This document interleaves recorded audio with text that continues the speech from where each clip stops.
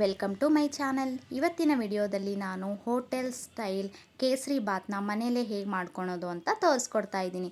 ತುಂಬಾ ಟೇಸ್ಟಿಯಾಗಿರುತ್ತೆ. ಹೋಟೆಲಲ್ಲಿ ಹೇಗಿರುತ್ತೆ ಅದೇ ಟೇಸ್ಟ್ ಕೊಡುವಂತಹ ಈ ಕೇಸರಿ ಬಾತ್ನ ಹೇಗೆ ಮಾಡೋದು ಅಂತ ನೋಡೋಣ ಬನ್ನಿ.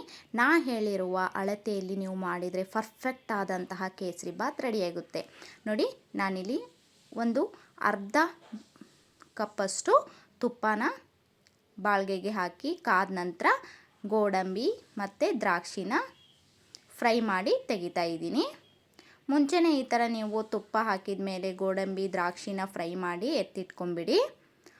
ಆಮೇಲೆ ಅದೇ ತುಪ್ಪಕ್ಕೆ ಅದೇ ಬಾಳ್ಗೆಗೆ ನಾವಿಲ್ಲಿ ಒಂದು ಬೌಲಷ್ಟು ನಾನೇನು ಅಳತೆ ಹೇಳ್ತೀನಿ ಅದನ್ನ ಸರಿಯಾದ ಪ್ರಮಾಣದಲ್ಲಿ ನೀವು ಹಾಕಿದರೆ ಪರ್ಫೆಕ್ಟ್ ಆದಂಥ ಕೇಸರಿ ಬಾತ್ ರೆಡಿಯಾಗುತ್ತೆ.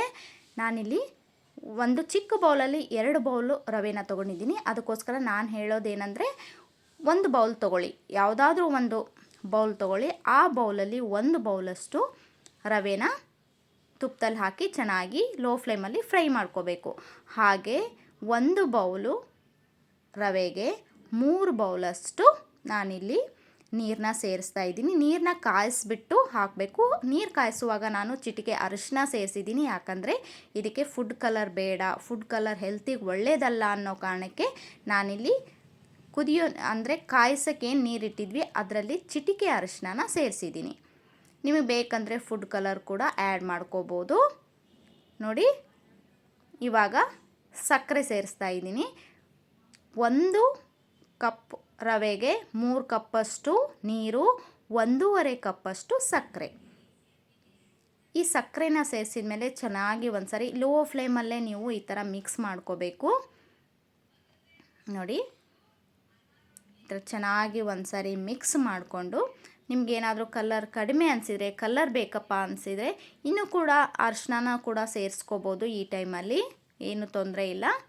ನೋಡಿ ಎಷ್ಟು ಸಾಫ್ಟಾಗಿ ಬರ್ತಾ ಇದೆ ಅಂತ ನೀವೇ ನೋಡ್ತಾ ಇರ್ಬೋದು. ತುಂಬಾ ಚೆನ್ನಾಗಾಗುತ್ತೆ. ಪರ್ಫೆಕ್ಟ್ ಆದ ಅಳತೆ ಅಂತಲೇ ಹೇಳ್ಬೋದು ಈ ಕೇಸರಿ ಬಾತ್ ಮಾಡೋಕ್ಕೆ. ಹಾಗಾಗಿ ವಿಡಿಯೋನ ಸ್ಕಿಪ್ ಮಾಡದೆ ಪ್ರತಿಯೊಂದು ಸ್ಟೆಪ್ನೂ ನೋಡಿ ಈ ಥರ ರೆಡಿ ಆದಮೇಲೆ ನಾನಿಲ್ಲಿ ಅರ್ಧ ಕಪ್ಪು ಮುಂಚೆ ನಾನು ತುಪ್ಪನ ಸೇರಿಸಿದ್ದೀನಿ. ಇವಾಗ ಮತ್ತೆ 1/4 ಕಪ್ಪಷ್ಟು ತುಪ್ಪನ ಸೇರಿಸ್ತಾ ಇದ್ದೀನಿ. ಈ ಕೇಸರಿ ಬಾತಿಗೆ ತುಪ್ಪ ಇದ್ದಷ್ಟು ತುಂಬಾ ಚೆನ್ನಾಗಿರುತ್ತೆ. ಟೋಟಲಾಗಿ ನಾನು 3/4 ಕಪ್ಪಷ್ಟು ತುಪ್ಪನ ಸೇರಿಸಿದ್ದೀನಿ. ಇವಾಗ ಇದಕ್ಕೆ ನಾವೇನು ಫ್ರೈ ಮಾಡ್ಕೊಂಡಿರ್ತೀವಿ ದ್ರಾಕ್ಷಿ ಗೋಡಂಬಿ ಅದನ್ನ ಕೂಡ ಸೇರಿಸ್ತಾ ಇದ್ದೀನಿ. ಹಾಗೆ 2 ಲವಂಗನ ಸೇರಿಸಿದ್ದೀನಿ. ಇದೆಲ್ಲನೂ ಸೇರಿಸಿದ ಮೇಲೆ ಚೆನ್ನಾಗಿ ಒಂದು ಸಾರಿ ಮಿಕ್ಸ್ ಮಾಡ್ಕೊಂಬಿಡಬೇಕು. ಕೊನೆಯದಾಗಿ ನಾನಿಲ್ಲಿ ಏಲಕ್ಕಿ ಪುಡಿ ಒಂದು ಅರ್ಧ ಟೀ ಸ್ಪೂನಷ್ಟು ಏಲಕ್ಕಿ ಪುಡಿನ ಸೇರಿಸ್ತಾ ಇದ್ದೀನಿ. ಏಲಕ್ಕಿ ಪುಡಿ ಹಾಕಿದ ತಕ್ಷಣ ಇದನ್ನ ಒಂದು ಸರಿ ಚೆನ್ನಾಗಿ ಮಿಕ್ಸ್ ಮಾಡ್ಕೊಂಬಿಡೋಣ. ಮಿಕ್ಸ್ ಮಾಡಿ 1-2 ನಿಮಿಷ ಮೇಲ್ಗಡೆ ಪ್ಲೇಟ್ ಮುಚ್ಚಿಟ್ಟು ಸ್ವಲ್ಪ ಬೇಯಕ್ಕೆ ಬಿಡೋಣ.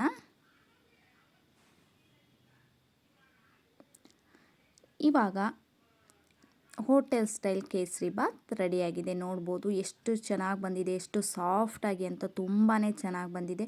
ಖಂಡಿತ ಒಂದು ಸಾರಿ ನೀವು ಟ್ರೈ ಮಾಡಿ, ತುಂಬಾ ಚೆನ್ನಾಗಿರುತ್ತೆ. ನಾ ಹೇಳಿರೋ ಅಳತೆಯಲ್ಲಿ ಕರೆಕ್ಟಾಗಿ ಮಾಡಿದರೆ ನಿಮಗೆ ಹೋಟೆಲ್ ಸ್ಟೈಲ್ ಆದಂತಹ ಪರ್ಫೆಕ್ಟ್ ಆದಂತಹ ಸಾಫ್ಟ್ ಆದಂತಹ ಕೇಸರಿ ಬಾತ್ ರೆಡಿಯಾಗುತ್ತೆ. ಟ್ರೈ ಮಾಡಿದ ಮೇಲೆ ಹೇಗೆ ಬಂತು ಅಂತ ಕಮೆಂಟ್ ಮಾಡಿ ತಿಳಿಸಿ.